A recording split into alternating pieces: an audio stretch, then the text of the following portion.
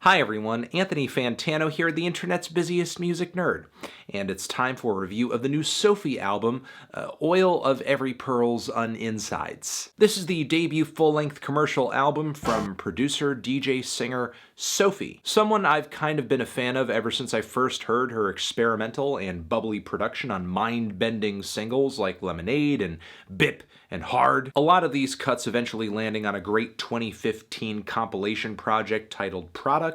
And the 3 years since the release of Product have been a time of transition and maturation for SOPHIE. In the personal sense, with SOPHIE essentially coming out as transgender, and artistically with her landing production jobs with the likes of Madonna and Vince Staples, and finding ways to work art pop into the chaotic and glitchy bubblegum-based sounds that she built her name on. This is no doubt an album I've been looking forward to because pretty much every teaser track to it has been flames. Not only that, but the final product is essentially 9 tracks in 39 minutes, and this thing is every bit as mind-expanding and soul-igniting as I hoped it would be. Who is making music like this?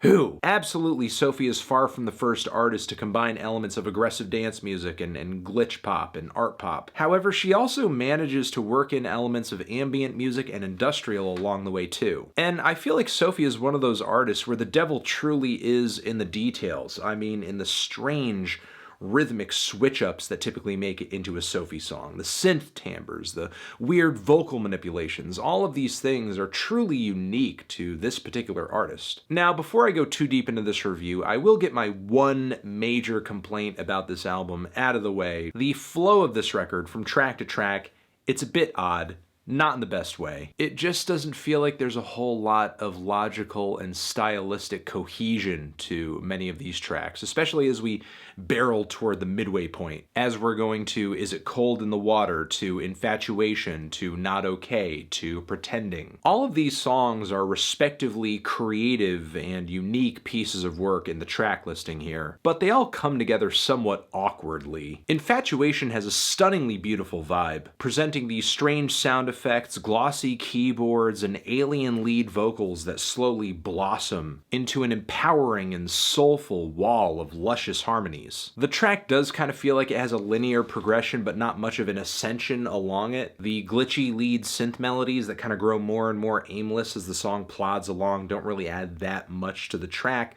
The ending, in my opinion, is kind of fizzled. As pretty as the sound of this song is, it just kind of feels like I'm listening to an overly long transitional moment without that payoff at some point, without that payoff at the end. The song Not Okay, not a terrible song in and of itself, but to kind of follow this moment with a dystopian post-industrial banger that cashes out in under 2 minutes is kind of a head-scratcher. While it is an unorthodox switch-up, I wouldn't say it's interesting as a result of it. Not to mention that this track leans up against the massive ambient drone cut Pretending, which, yeah, it's one of my favorite tracks on here. I love it. The sound design on this cut is so massive, heavy, vivid, and fantastic. It sounds like it could come out of, like, I don't know, some amazing summer blockbuster movie soundtrack. But how the album ends up here through the progression of songs that came before it seems almost random or by chance. Then we move on to Immaterial, which is like one of the brightest and most fantastic pop anthems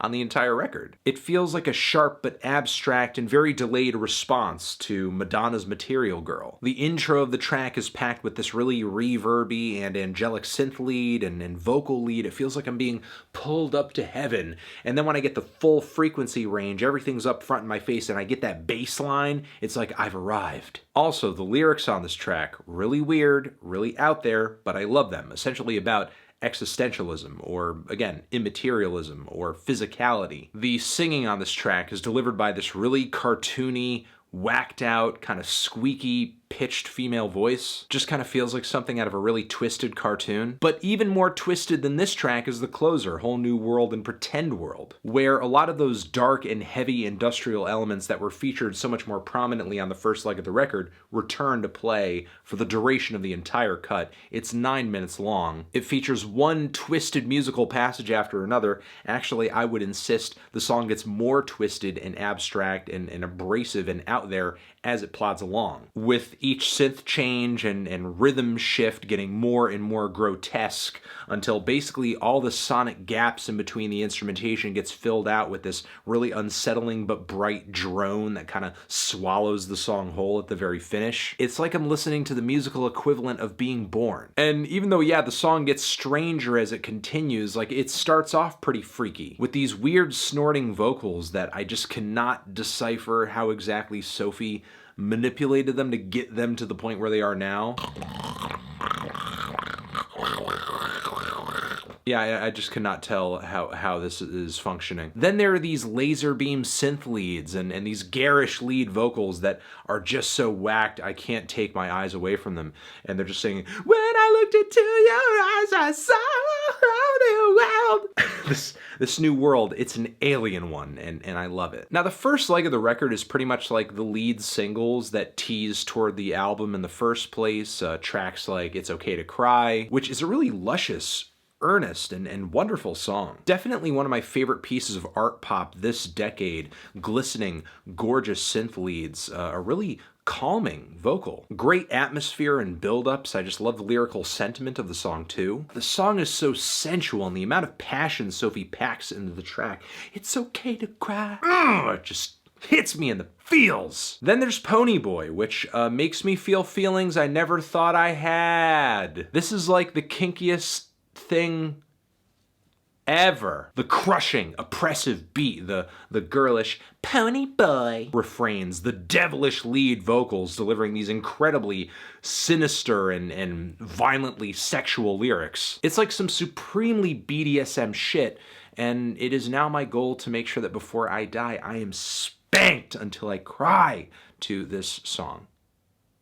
Yeah. Face Shopping has quite a few aesthetic similarities to Ponyboy, which maybe I didn't really appreciate until I kind of heard them back to back. This track also features synths that are kind of screechy, rumbling bass, earth-shattering percussion. But this is truly Sophie's sound, and it's such a unique and one-of-a-kind sound that I don't really mind hearing a lot of these same textures being played once again at a kind of different angle with a different tune, especially with that chilling vocal break at the 2-minute and 15-second mark on this track. It's like we're suddenly transitioned from complete torture and confusion and chaos into like, oh, everything's perfect, everything's fine, it's utopia. Also, I just love what the lyrics on this song say about just physicality, looks. Maybe one could say that some of the inspiration that Sophie is going into these lyrics with might come, in fact, from her recently coming out as transgender and dealing with issues of dysmorphia or just the disconnect that one might feel when feeling uncomfortable in or just having difficulty existing in their own body. The song Is It Cold in the Water is another pretty beautiful ballad in the track listing here. It's like a wonderful far-off alien song laying on a bed of intergalactic arpeggios, otherworldly lead vocals calling out into the vast reaches of space. It's not one of the more structurally solid moments on the record, but the sounds on this thing are so vivid and varying that the track does not get redundant at all. And those are essentially my thoughts on the record. For sure, there are sounds and themes that tie much of it together. I wouldn't call the entire record a totally disjointed experience. But still, there are a few rifts in the flow of the album that kind of break what I feel like could have been a more cohesive listen apart. All that being said, though, this is a very inventive, smart, sexy, thrilling, and probably DNA-altering album. Again, it could have been cohesive, but this thing was still a fantastic listen, which I'm not going to forget anytime soon. I am feeling a decent to strong 8 on this thing. Transition, have you given this album a listen? Did you love it? Did you hate it? What would you rate it? You're the best, you're the best. What should I review next? Hit the like if you like, please subscribe, and please don't cry. Over here next to my head is another video that you can check out. Hit that up, or the link to subscribe to the channel. Anthony Fantano, Sophie forever.